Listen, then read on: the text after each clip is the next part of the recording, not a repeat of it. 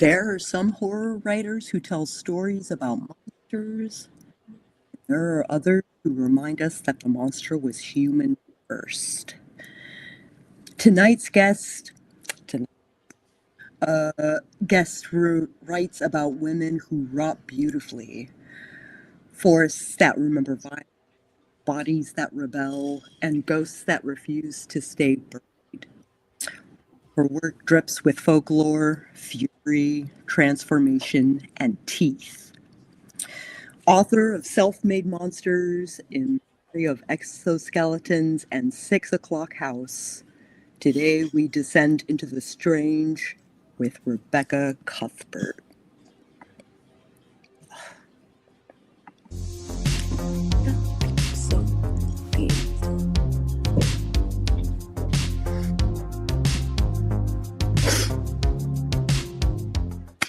So I still promised I was going to put lyrics on that at some point, or get somebody to do it. Let's I think I made some kind of promise. Season 8. Let's do it. Well, yeah. Well, this is the end of season 7. Exactly. This is it. This is it. Seven seasons. Wow. And we have months. So It went by so fast. It did. It did. Well, welcome to Sako in the Moon Horror Podcast, where we explore the strange, the terrifying, and the beautifully unsettling corners of horror culture.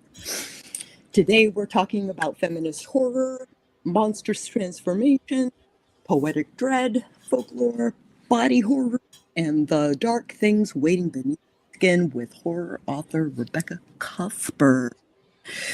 Welcome to the show. Hello. Thank you so much for having me. And poetic dread is now going to be one of my new favorite phrases. Yeah, Sako's great for that. So this looks a little weird for everyone. Just for the record, because I know Sako's mic is cutting out just a little. Just a little. No, you're not freezing. It's just microphone pickup. It's all it is. 95%. I'm going to try to be close to the mic to limit that. That just means you're going to be really close to the camera also. So, like I said, we hear you. You're not freezing. That's a plus.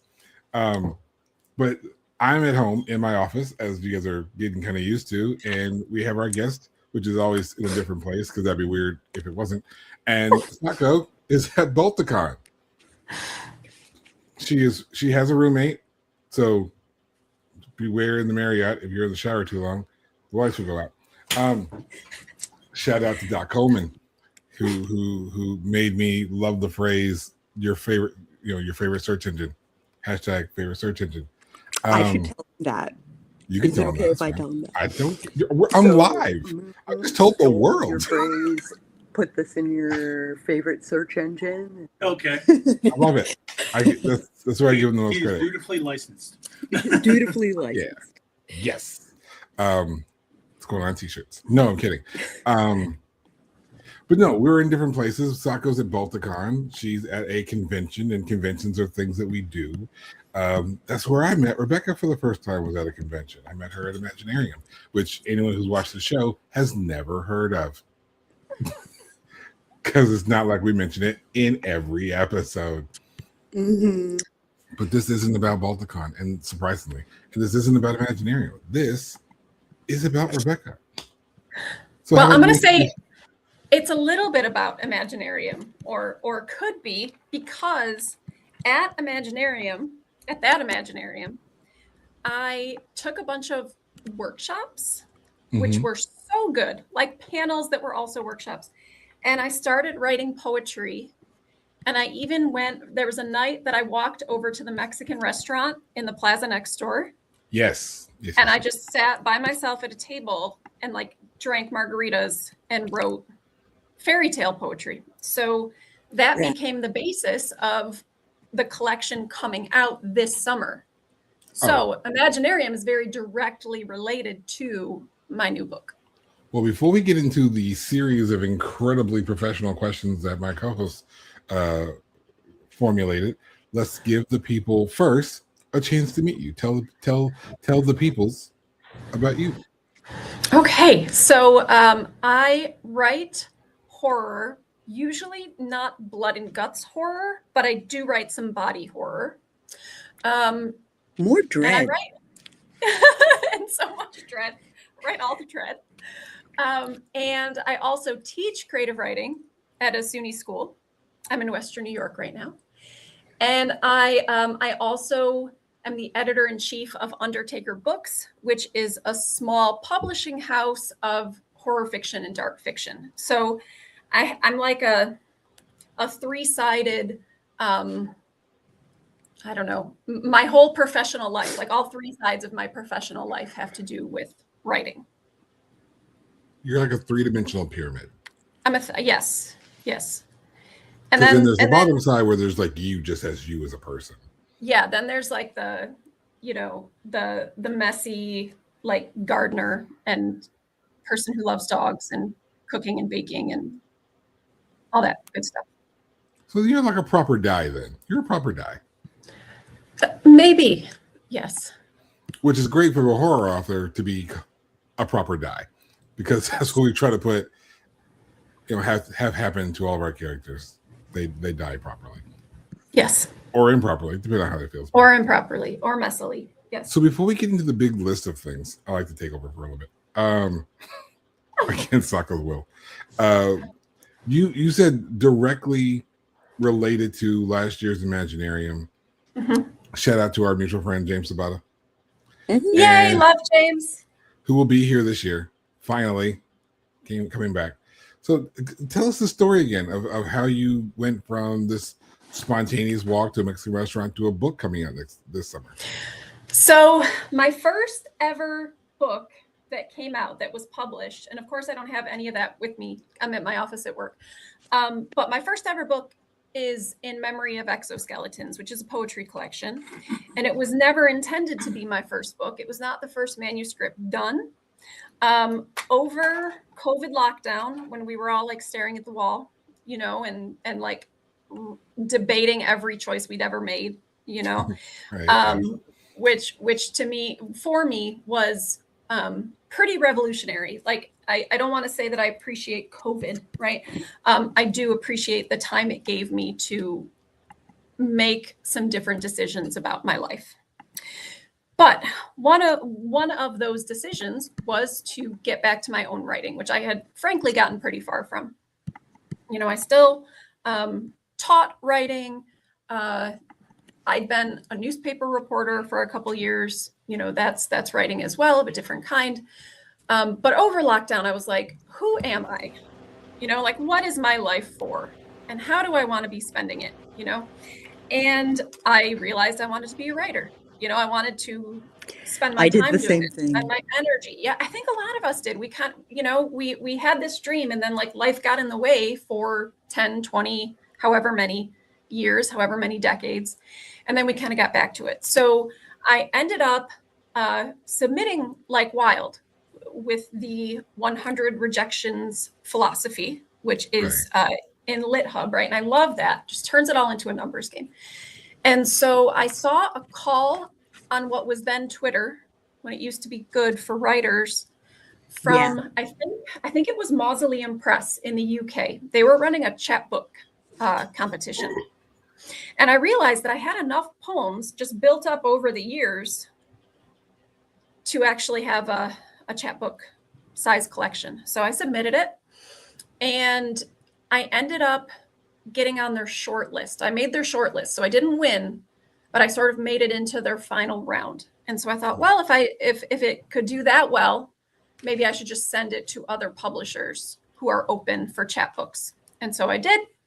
Alien Buddha Press ended up picking that one up. And so like that's the book that made me a published author, even though that was never really the plan. And as I was writing all of those poems, they were never meant to really be in a collection together. So I'm sort of a reluctant poet, right? Like I went to school for fiction writing, so it wasn't really on my radar too much. It was just something that I kind of did as like a palate cleanser in between fiction projects and, as a sort of instant gratification thing. Sure. And so when I went to Imaginarium, I ended up taking a bunch of really awesome poetry workshops.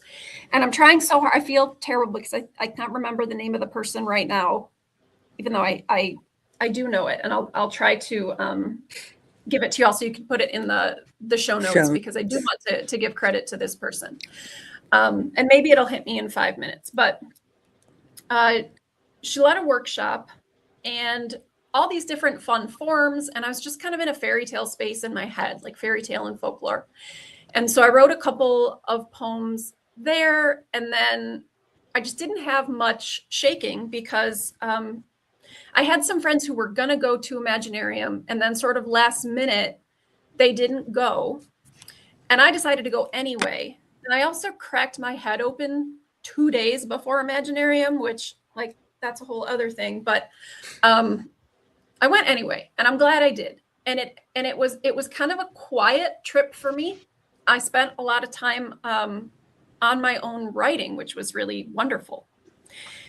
And so, yeah, so I ended up with probably 5 or 6 new poems just from that weekend, and then kind of continued on with them. And now I've got another poetry collection. This one is coming out with Uncomfortably Dark, Christina Pfeiffer and Candace Nola. And that will be out in late July 27th. It's called A Curse Thrown from the Hanging Tree. Sweet. And thanks. And yeah, it's very, very, it leans heavily into, fairy tales and folklore, along with, of course, horror. I think it's interesting that for so many people that I've met in the last 6 years or so, it's like, well, I was off work for for COVID, or, well, I couldn't do anything during COVID. So and so many people were just engaging in whatever hobbies they enjoyed or that thing they put down years ago, including me. Because like you said, life had got in the way for so long.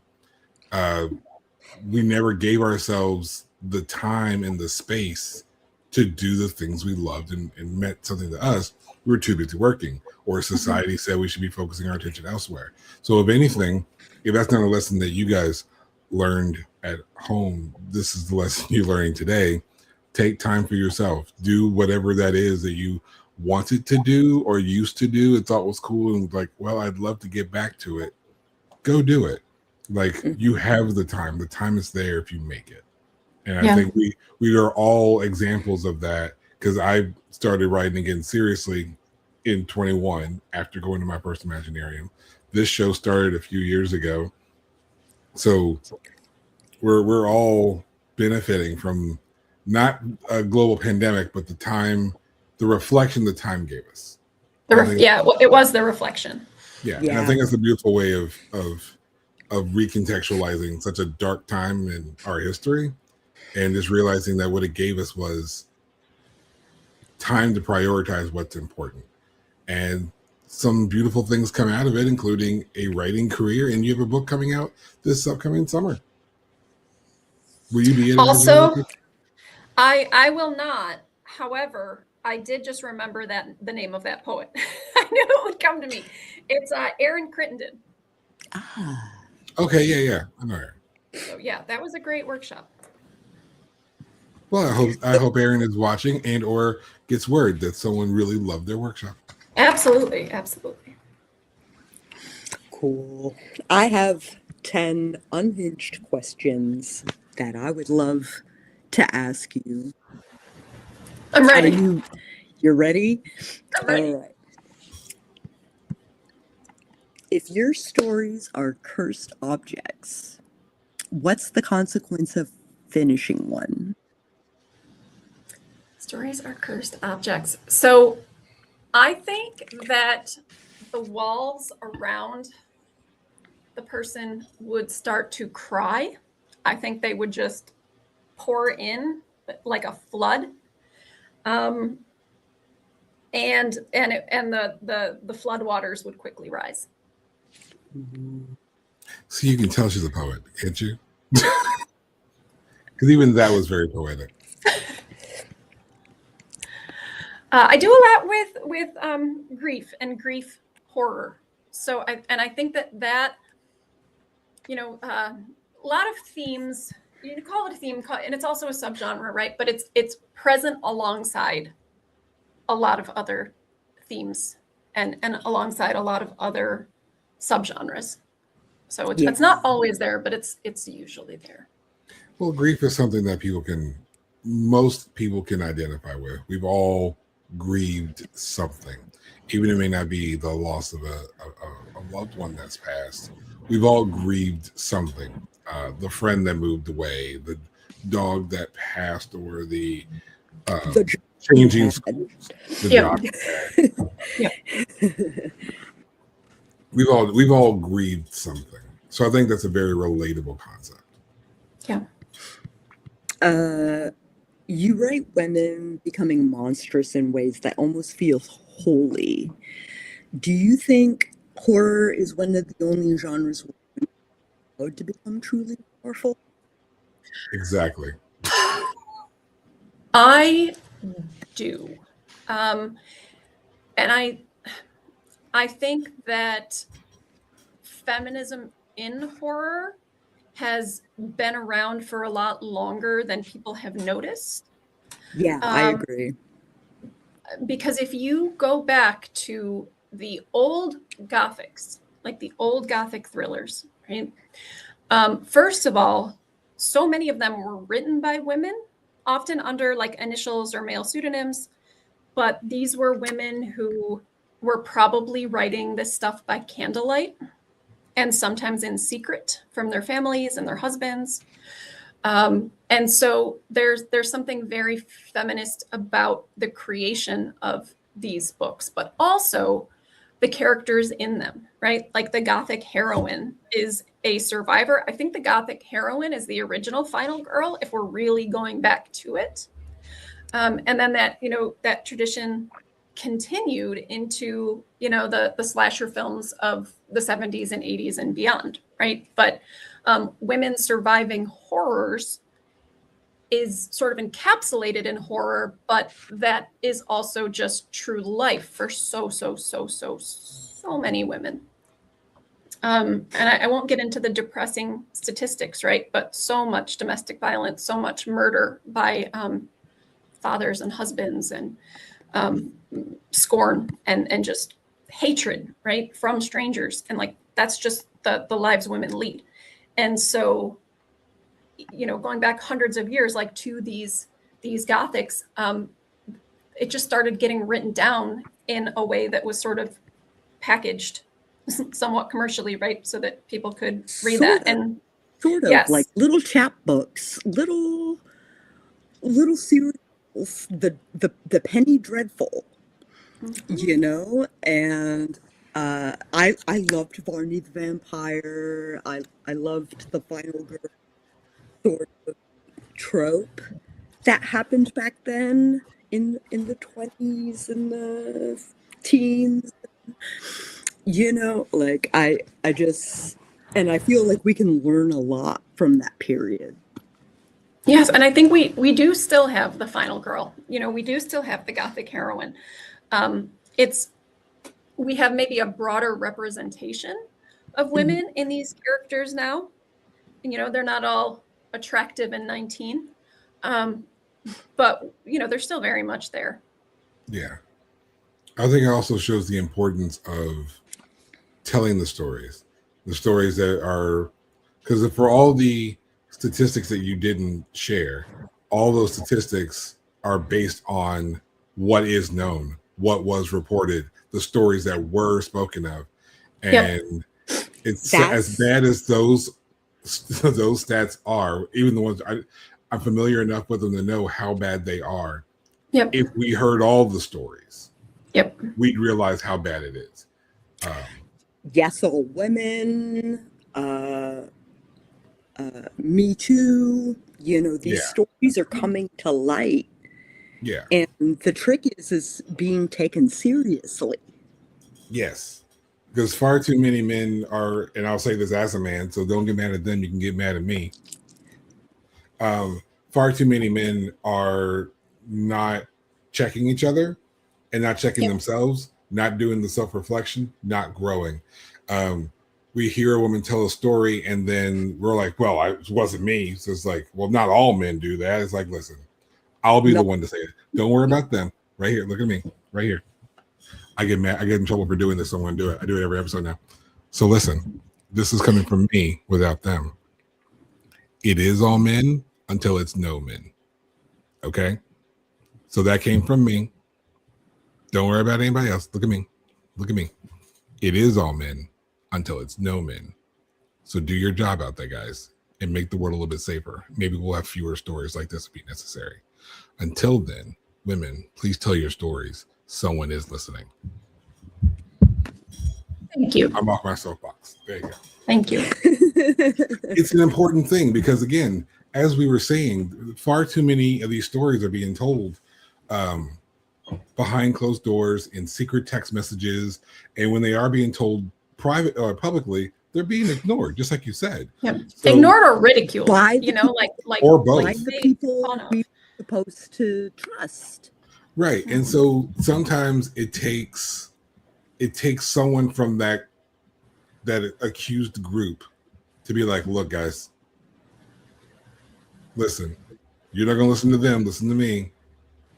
Utilizing privilege, if you will, which is an amazing thing for a Black man to say in America, but utilizing privilege to say what needs to be said so somebody will listen to it.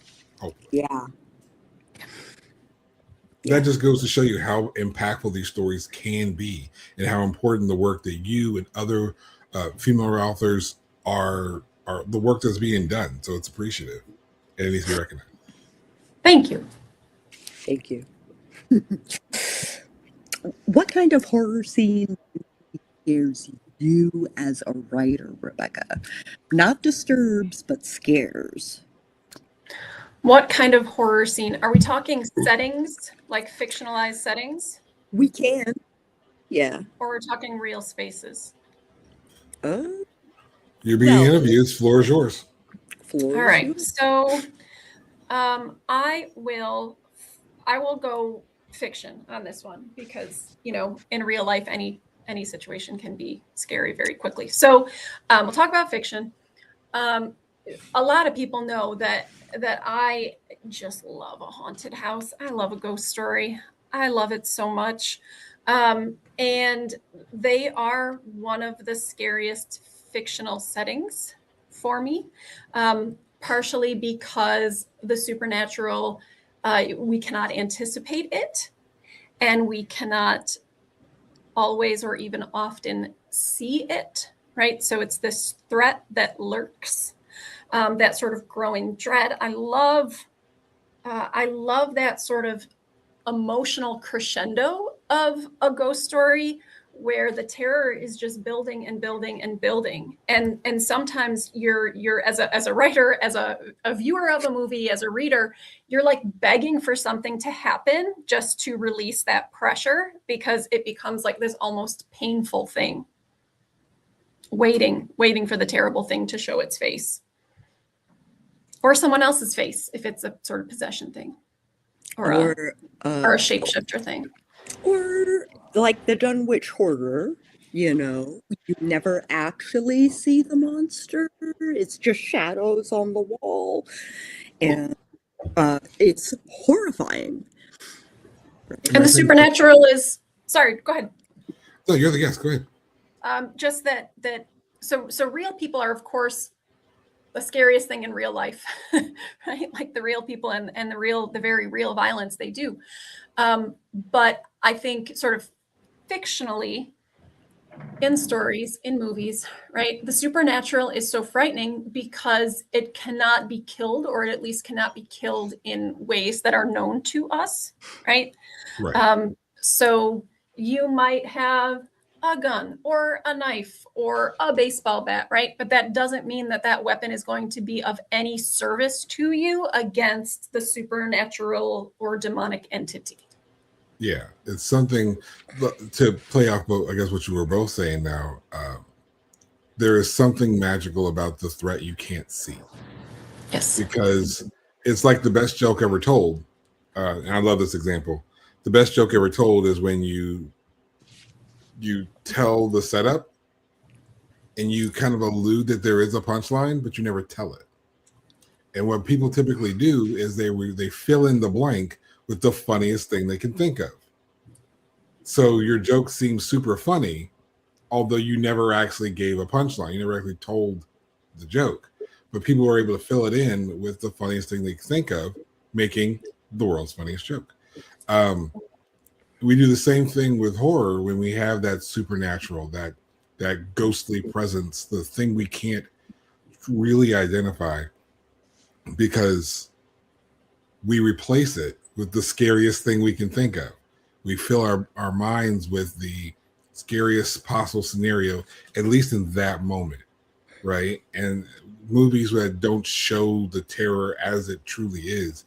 The first thing that came to my mind was the movie It Follows, where the only thing scarier than the threat being unseen is the threat blending in with what should be there. So the threat looking like your friend, looking like your mom, Fallen. Yeah. So it's like when you can no longer trust anything, you can't even trust that you're actually alone in a room. When you're alone in a room, like that is where dread and terror truly live and lie. And to convey that is just magical in all forms of horror. Absolutely. And I guess one of those specific forms, right? Like talking about It Follows and other things, right? Like that uncanny terror of something that should be safe but is not, right? Like the uncanny valley. It's almost right, but it's not quite right. So sometimes, or at least in the past, I have taught a writing class just on writing speculative fiction.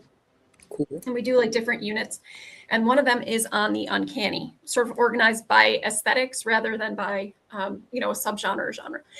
And so we talk about uncanniness and the uncanny valley. And I have these, writing experiments that I have them do. And one of my favorite is, you're with your best friend and they laugh and their laugh is wrong. It's not their laugh.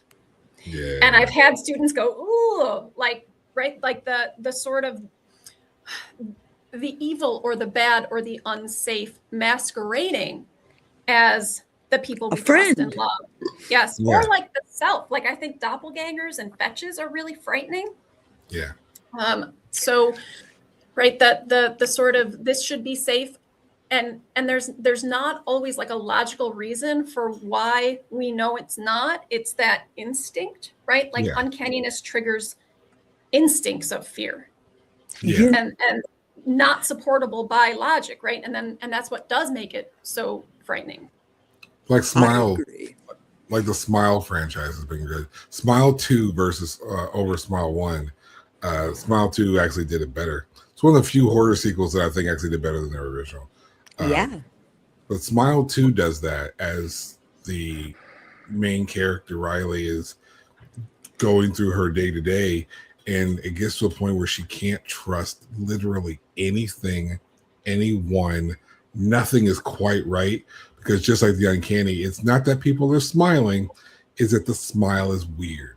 It's like you're smiling. It's off. Yeah, it's too much of a smile. And again, I don't think they were. I don't know if they modified the smiles in post, but sometimes it's just a matter of someone just smiles too hard at a situation that's not. It's like a hey versus like a Joker-esque type of smile.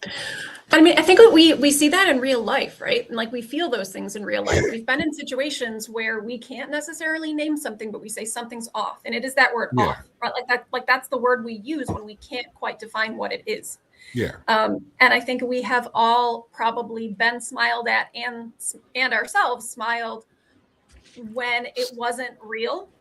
That sort of the bottom of the face is smiling, but there's no, so the eyes are dead. Yeah. Yeah.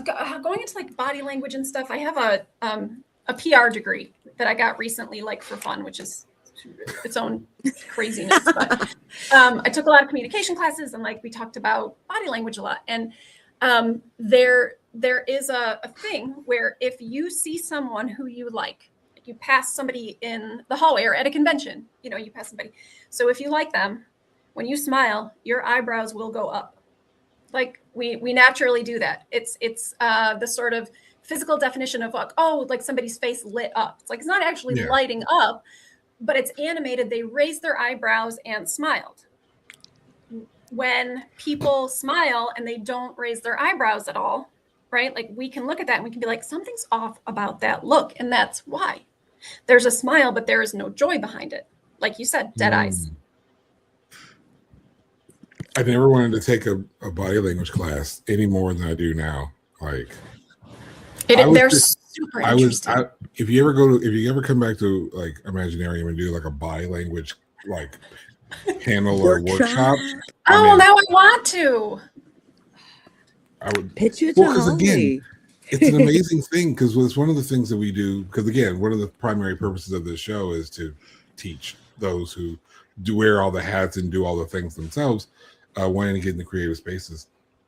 And I feel like that's one of the things that we know without knowing. Mm-hmm. And so it's hard to convey sometimes because we're never told it. So we don't know how to convey, how to tell it in a sense. So it's hard to write down, he walked past me and he smiled, but there was something off about his eyes. Something like that. I would never know how to write that until you just said what you said. And I could see where having that told and taught in the manner which you literally just did could really transform someone's writing, because again, it's a lot of show don't tell per se. Yeah. And it's able to convey those kind of things in a very natural way where it's like, ooh, I read that line, and without her being so descriptive about how far apart the eyebrows were from the eyelashes or something that people would try to do when they were trying too hard. Yeah. Something I would probably write. It's a way of conveying it in a way that feels more in tune to what we understand. And I think it makes it a lot easier for a reader to get lost in writing, which is kind of our goal, to immerse them in our world if we're able to convey those kind of things. So that might be a workshop that you should offer more often. All right, I'm going to file that away. Because someone like me would love that. I think the showing as opposed to telling when it comes to body language is a sort of used trope, and I would like to see more of it. I think. Yeah, especially a mismatch can be really effective, right? So you've got a character, and this happens in real life, right? You've got a character who is saying one thing, but because of body language or facial expression or movement, it's not a match, right? Yeah. So like what's coming out of their mouth is a lie, and the body is the thing that's telling the truth. Right. Yeah. Right. If you had to trap one of your characters in a haunted house with you for 1 week, who survives long? Oh, that one is very easy actually. But is it allowed? What are the parameters of this? Is it allowed to be a character from a manuscript that is not yet published? Yes. Character of yours. Okay. So I have a manuscript that I just turned in like days ago to my agent for the third time, and let's hope that this is the one. And it's a novel. It's called Beth Bites Back, and it features a young woman who is orphaned through domestic violence. And I won't do any spoilers, or at least I won't do the major spoilers, but let's say she acquires monstrous qualities. And she goes on some rage benders. This rage that becomes a destructive force that is hard to control. So I think Beth might burn down the house in the process and leave us with a different problem. But she's the one I want with me. And her rage would probably just awaken my rage. So maybe we would burn the place down together. Rad. But would you escape the rage, the burning rage, the literal burning rage?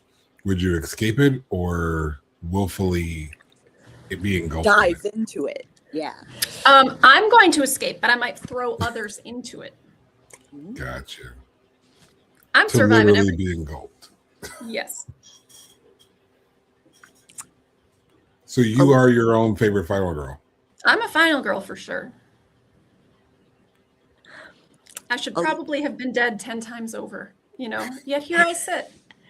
That's a t-shirt. That's a t-shirt right there. I'm my own favorite final girl. A lot of your work feels like grief mutating into something physical. Do you think monsters are born from grief more than evil? Yes, I do. Yes, I do. Because frankly, evil is very human. Evilness is very human.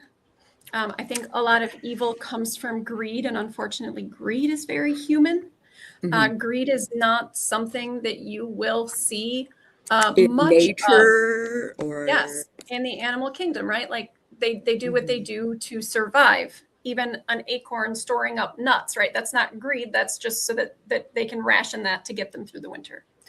But we have billionaires and corporate greed, right? That goes on any measure of sort of self-sustainment, right? That's just pure greed. And I think greed on that level is evil because of all of the good that money could do and is not doing because it's being hoarded, right? Like hoarded wealth, hoarded through greed. So I got a little bit far away from that question now, but I do think that monsters are most often, like sort of real monsters, right? Are often born from grief because there is only so much pain that a being, any kind of being, and this is like real or this is fictional, so much pain that a being can hold within their body. We can hold a lot. We can hold a lot of pain, but there is a threshold. Yeah. And there's a point at which that pain must be expelled. You know, so sort of back to Beth, like the pain is so great that it can no longer be contained. And that's when she turns it on others, on the world. And there are pretty awful consequences. amazing. You blend poetry and horror in a way that feels dreamlike and violent at the same time. Do poems sometimes become too dangerous to leave as poems? I think poetry can't be dangerous enough. I think we need more dangerous poems. I think we need more poetry that is so raw and elemental that it awakes the raw and elemental in readers, that they then can at least give a name to what they are feeling. I think that's what literature does for us a lot, right? Like literature is all about human connection. And the things that we connect most with are when we read something and there's an aspect of that poem or that story, that novel that connects with us, that speaks to us, right? It speaks to something inside of us that's very real. And that's where the connection comes from. So we don't need like flat art. We don't need beige art, right? We need art that feels like it can wake people up.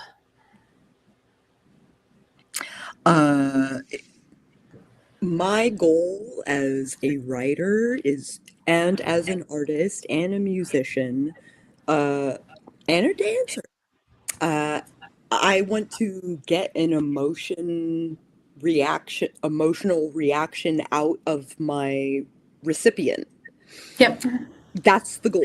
I'm going to change their lives just a little bit to like expose my world to them.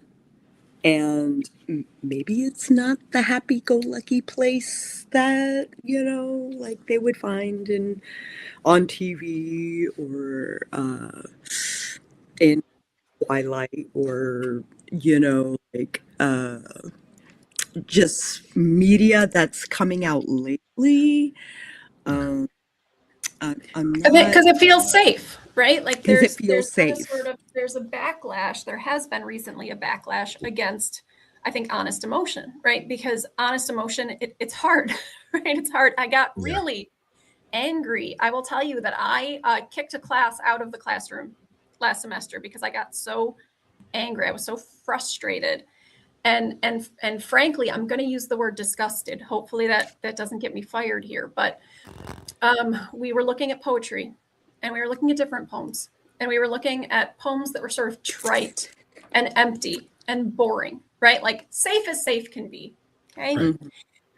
And then other poems that like dug into these difficult human emotions, and that is human experience, right? Like we humans feel things, we must feel things. It's what makes us human. And when we sort of opt out of that, we lose something magical, right? And so my students were like, "Oh, well, I liked that poem better," and essentially I said, "Because it's easier." Because it's only surface. There's nothing beneath it. There's nothing below it. There's nothing to think about. It didn't inspire anything in them. It didn't inspire emotion or thought or anything else. And I said, you know what? Just get out. Go. I said, I don't want to see you anymore. We'll try this again next time. Get out. And somebody tried to say, I said, somebody raised their hand. I said, don't talk to me. I don't want to hear you. Go. And somebody tried to say something on the way out. I just did not respond to them. I told them, don't talk to me, just go. Because I was so disgusted, right? With young people saying, this is what I like because it makes me feel nothing and it requires nothing of me. And that disgusted me. The average, I saw a stat lately that says the average reader at a 6th grade level, which is why YA is so popular, because it doesn't take the brain power to consume the content, and like the vernacular is a lot simpler. The concepts are compartmentalized. Yeah, there's violence and sexual scenes, and, all of that stuff to try and does that become an opportunity though, right? Like, yes. So if YA feels like a thoughtless space for them, safe and easy because it is thoughtless, right? Is that how we sneak in? Because like, I will not quit trying. If I quit trying to reach my students, right? If I quit trying to reach readers, sort of on the whole, right? Then like, what the heck am I doing?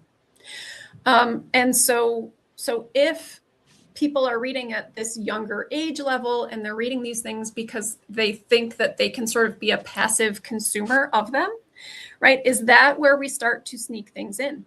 Absolutely. The answer is yes. I have my summer project is going to be continuing a novel that I started, I think last summer, maybe in the fall. And it's a YA novel.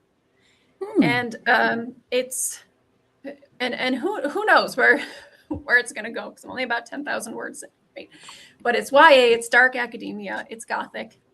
And, can I get a young person to read that? Because they read that, will they pick up, and this is, by the way, with the high hopes that all of this gets published and makes its way out into the world, right? But if I can get somebody to write what is right now called End of a Dark Hall, and they love it, do I get them to pick up Beth Bites Back, which is technically new adult with a 19-year-old protagonist, right?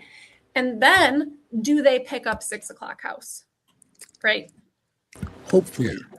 Like, is it just a matter of like reeling them in? I think there's a lot of, and I don't want to get too deep into it because I know how much I can talk about it. You all met me.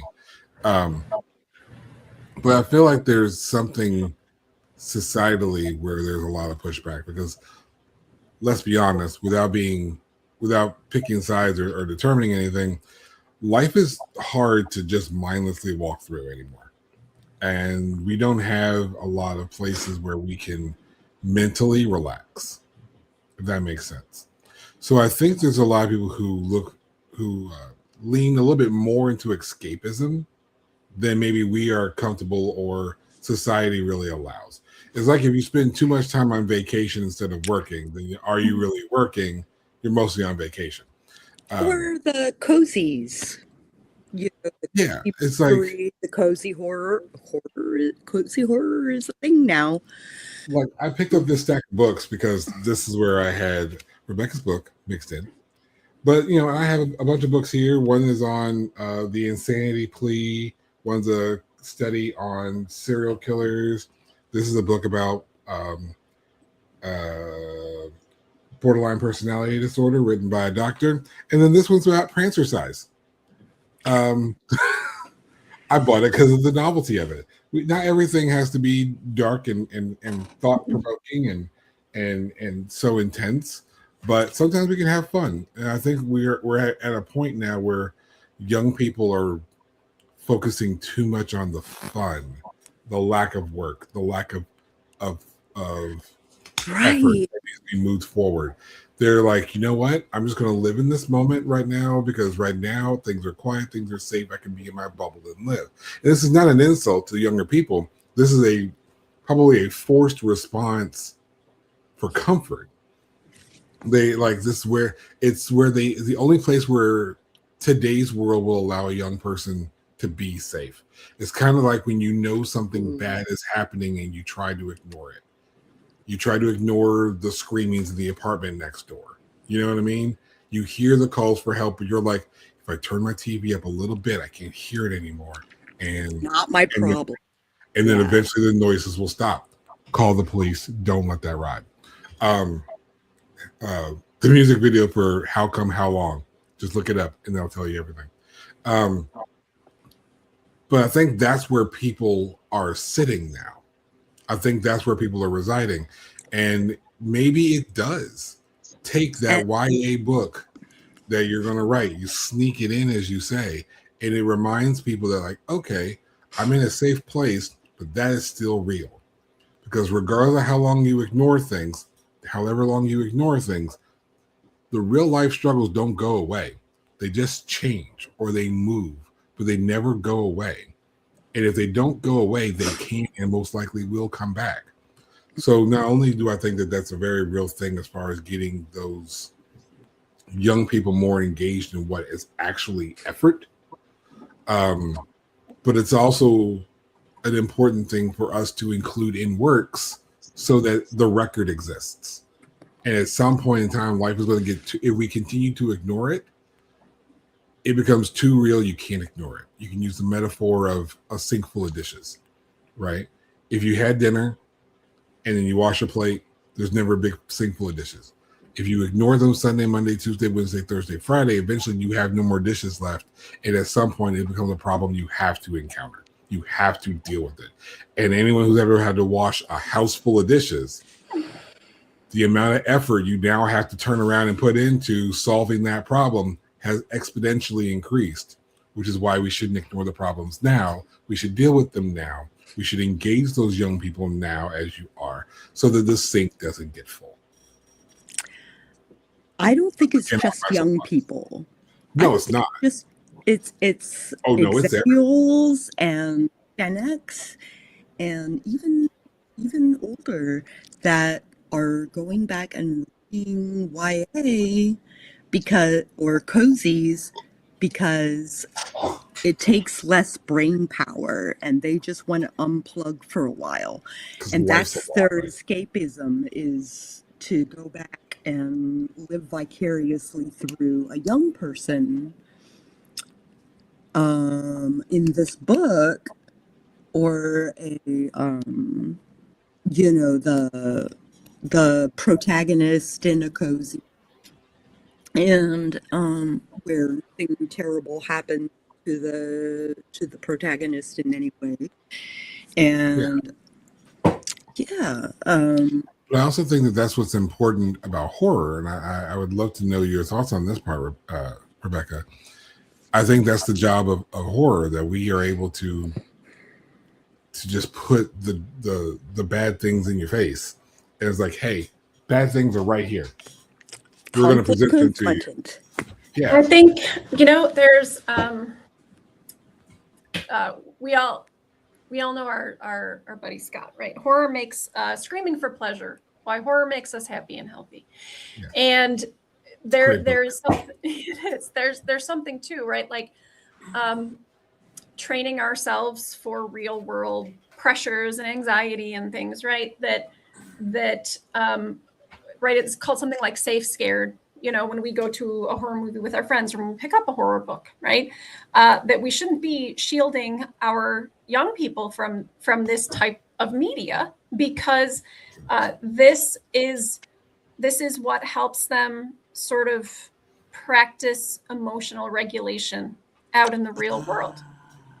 And so, and I guess also I want to say that if somebody is at a point in their life where all they can handle is a cozy horror novel or a YA romantasy, right? Fine, just keep reading.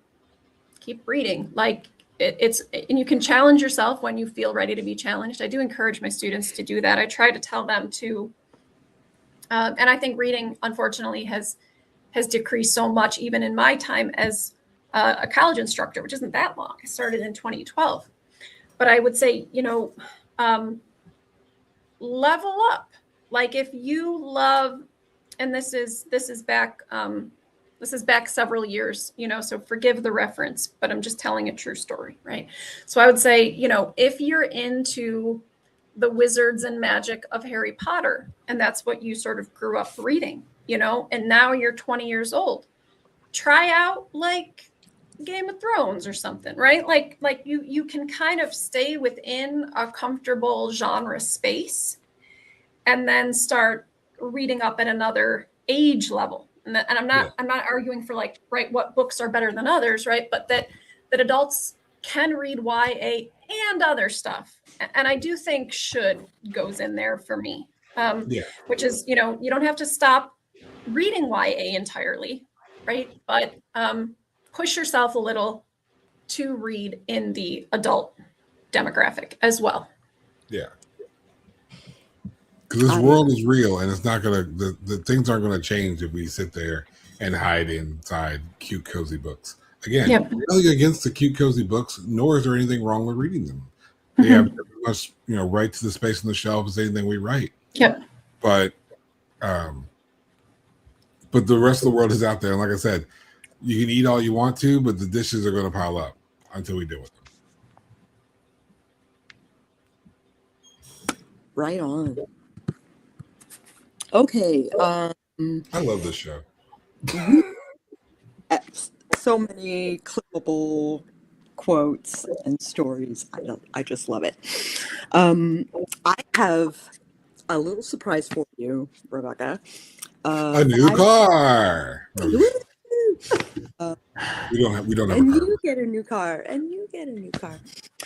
5 rapid fire dark questions. Okay. Right off the top of your head. I'm just gonna shoot them off. Okay. And are you ready for me? I'm gonna do my best. Okay. Favorite horror sound? Footsteps. Footsteps is, oh, wait, no, I'm going to change my answer. I know you said off the top of my head, but the sound of someone trying to be quiet is terrifying. So scary. Most unsettling smell? Most unsettling smell.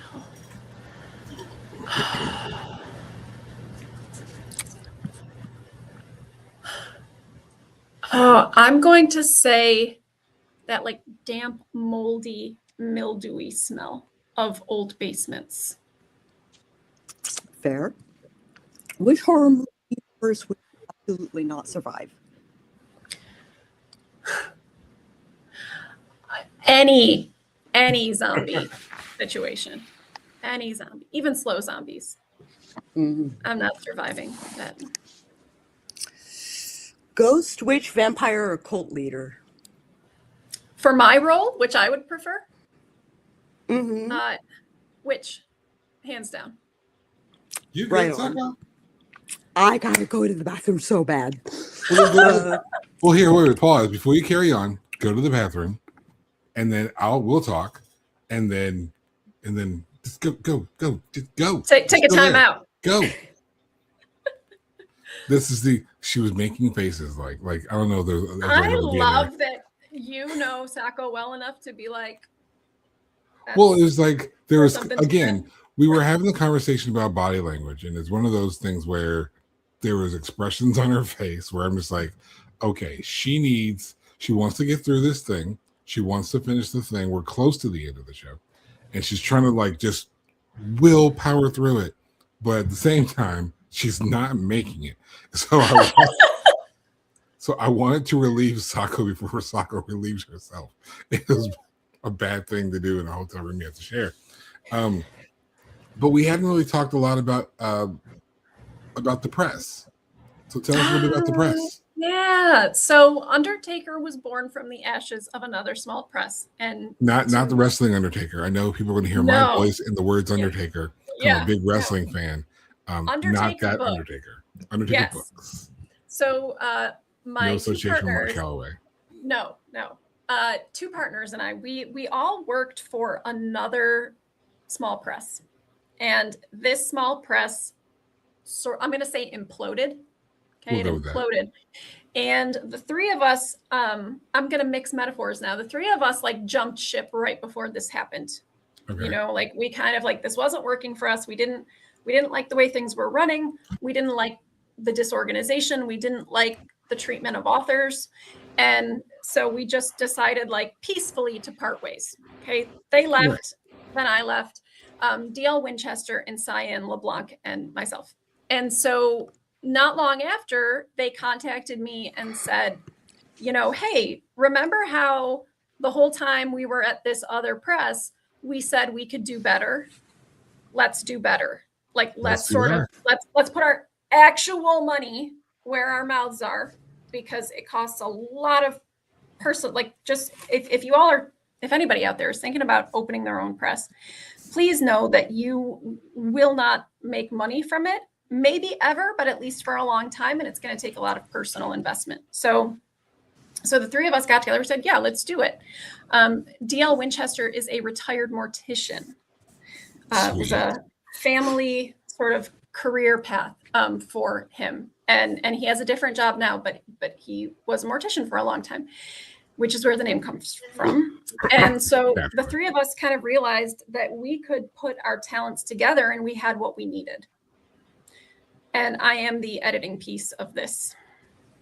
So let's, if I can explore this for just a moment. Welcome back, Sako. I'm glad you're feeling better. So we kind of cater our show to those who are writing and trying to enter the space in the very same way that the three of us did. So if someone is looking to appeal to a small press like Undertaker, what should they know before ever sending that first email? Okay, so my answer is different perhaps than it would have been a few years ago. And we got started. We just celebrated our second birthday in April. Congrats. So we just turned 2. Thank you.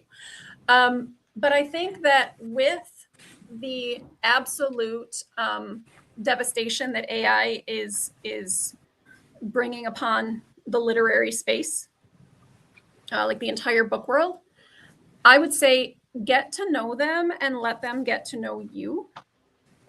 Because I think one of the consequences of all of this is that in a way that is understandable, justifiable, but still crummy, I think that fewer new authors are going to get chances because we are now on guard against unknown entities because we either have been duped. I've been duped as a teacher many times. Some editors have been duped as well. You can just look in the book world news for the latest on that. A friend of mine with an anthology just realized that a story she'd accepted is AI and is removing and replacing it. So, I think that more and more presses like mine, there's no margin. Okay. So there's no margin. We pay our royalties on time, right? But anything that is left over is going right back toward operating costs, right? Like putting books up on Book Sirens, which is an ARC site. We have to pay for our website hosting. We've got to pay for shipping. It's not always cheap. It is not cheap, right? We have to, sometimes we're still outsourcing cover art if we need something really specific, like Kathleen Palm's middle grade series, the Nowhere series. We're getting custom art for that. And so we've got a lot of costs, and we have all these other programs too, right? Like our design programs and our formatting programs, like all of these are costs. And so we cannot afford, like quite literally, we cannot afford to make a mistake of publishing an AI book. Credibility, right? That is so credibility and money, right? Yeah. And those two things are of course tied together.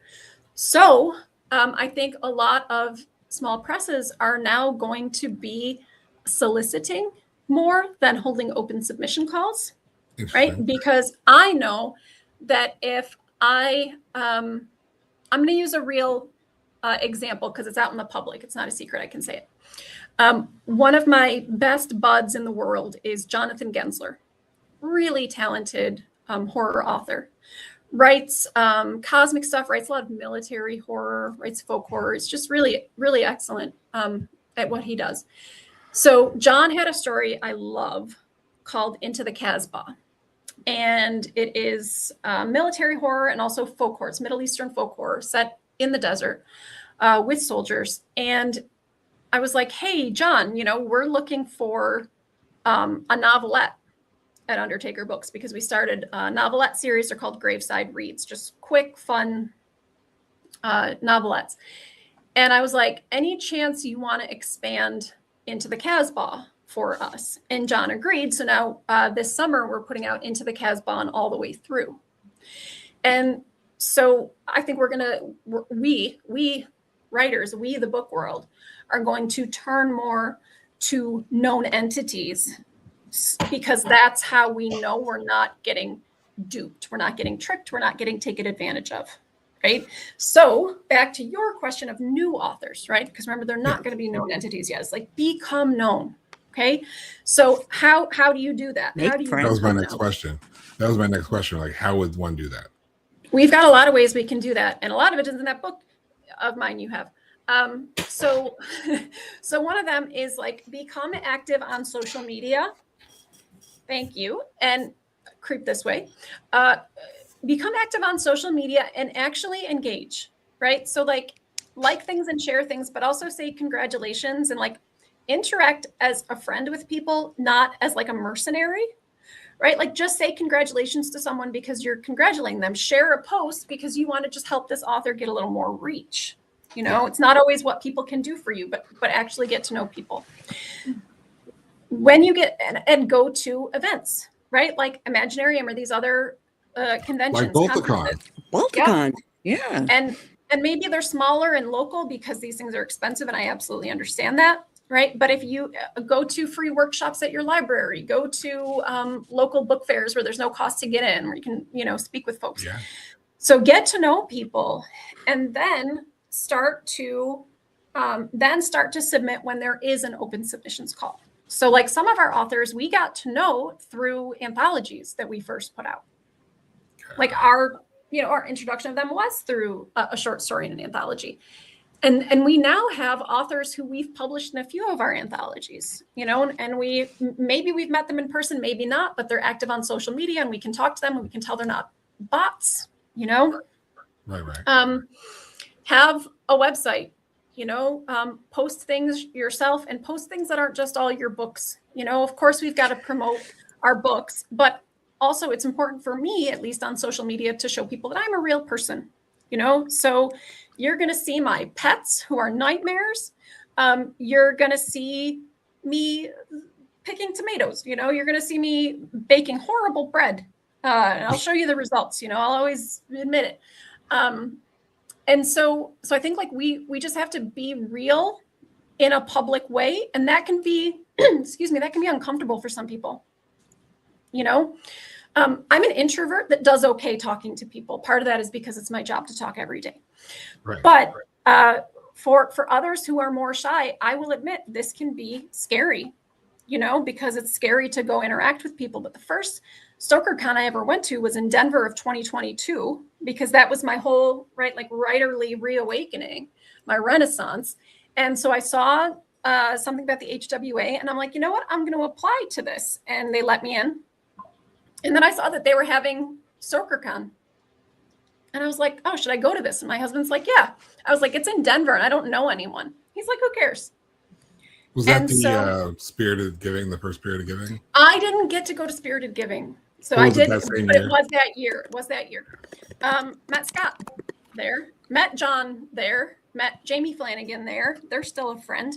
All these wonderful people, you know, and I just like sort of kept going to things, you know, so it is scary, but you can do it. If I can do it, you can do it.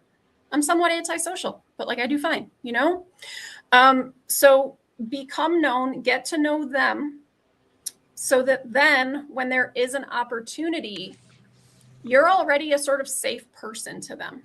You know, you're real, and you're the whole time, even if you're not doing it in ways that are explicit, you are building trust. And so that's what I think people need to do if they want to. And that's probably always been the case. Now it's just maybe even more important than before, right? Is just to make those real personal connections and make them in ways that are genuine. I sort of hate the word networking. I prefer the term community building, right? Like go build your community, but that's genuine interaction. That's making friends. That's going places and saying, hey, like, hey, you don't know me. I'm James's friend. He said you'd look after me, you know, like that's that was actually how I met Rebecca. Yeah. I'm gonna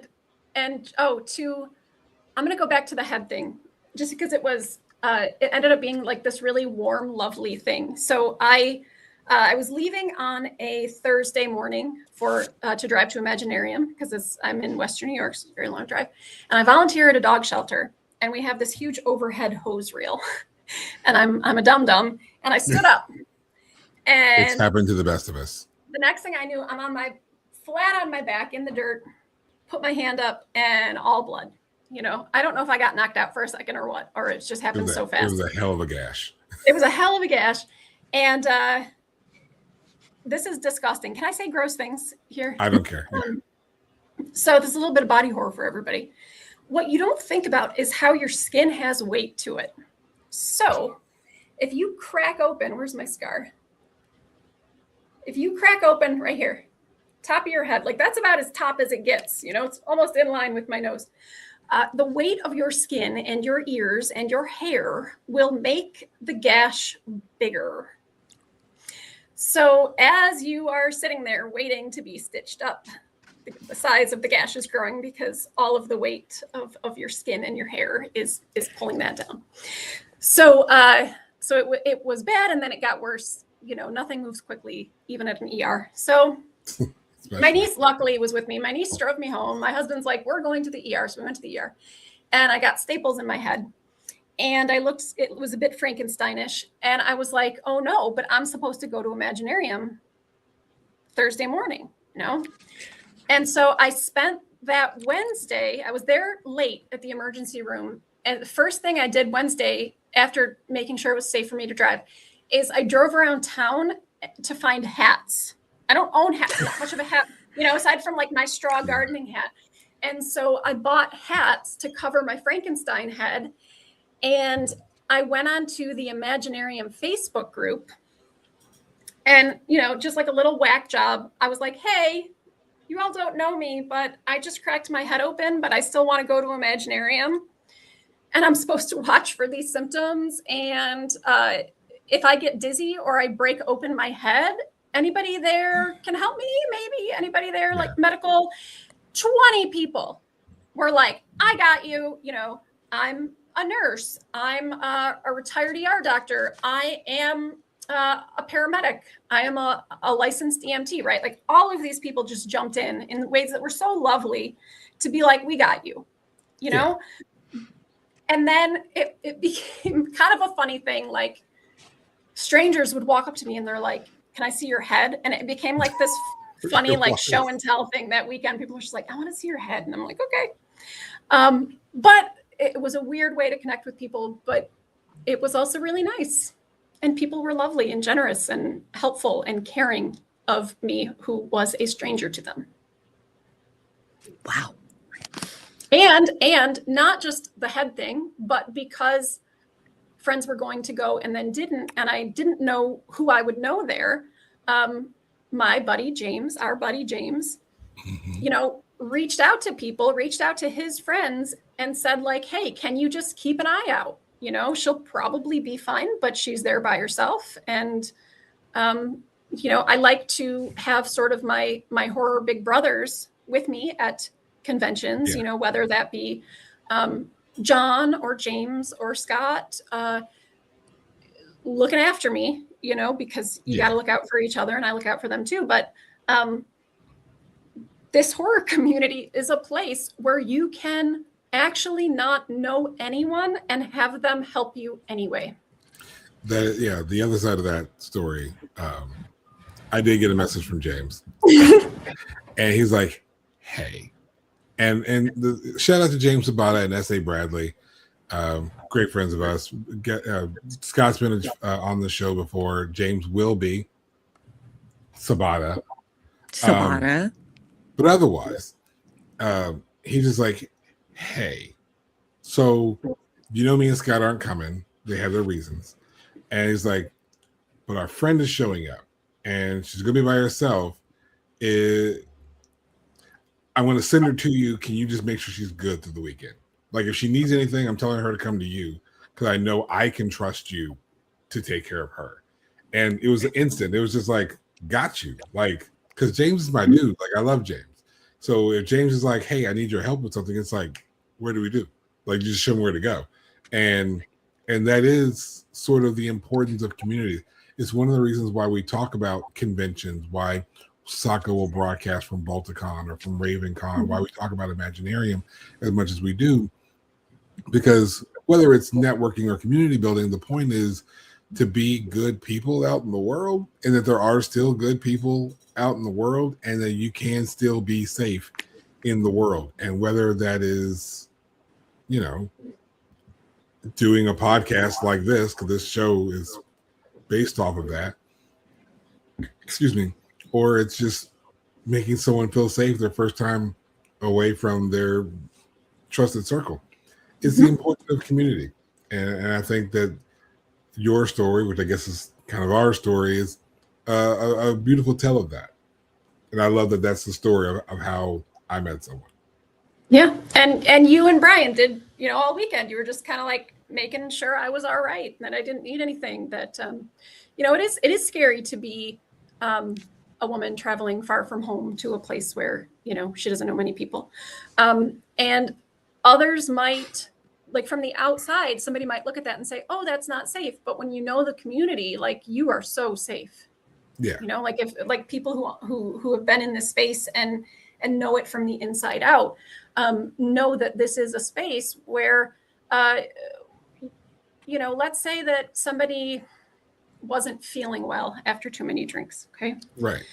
There are so many people who would walk them to their room and make sure they get there safely and have the door locked behind them. You know, like it is a space where, can I tell another James story? Tell James stories you want. Not this year's AuthorCon. Is there a complication, Sako? Should I shut up because we've been talking too long? It's been an hour. Yeah, we're 15 minutes over, which is not the problem. But I would love to wrap up the show so that I can actually do my job at the con. That's fair. That's fair. That's fair. So we'll just save this for another day. That just means that Rebecca has to come back on the show. And Rebecca's going to have to just be a fan of the show and come back in. Yes, I would love that. I would love that. You did talk about your release in July. However, do you have any other things that you would like to promote? Oh, what can I promote that I'm allowed to promote is the question. Yeah, that's the question. I have a lot coming out in really exciting anthologies, but the TOCs have not been announced yet, so I cannot share them yet. Okay. But I am very excited about my poetry collection coming out. Fairy tale, folklore, horror poetry called A Curse Thrown from the Hanging Tree, July 27th from Uncomfortably Dark.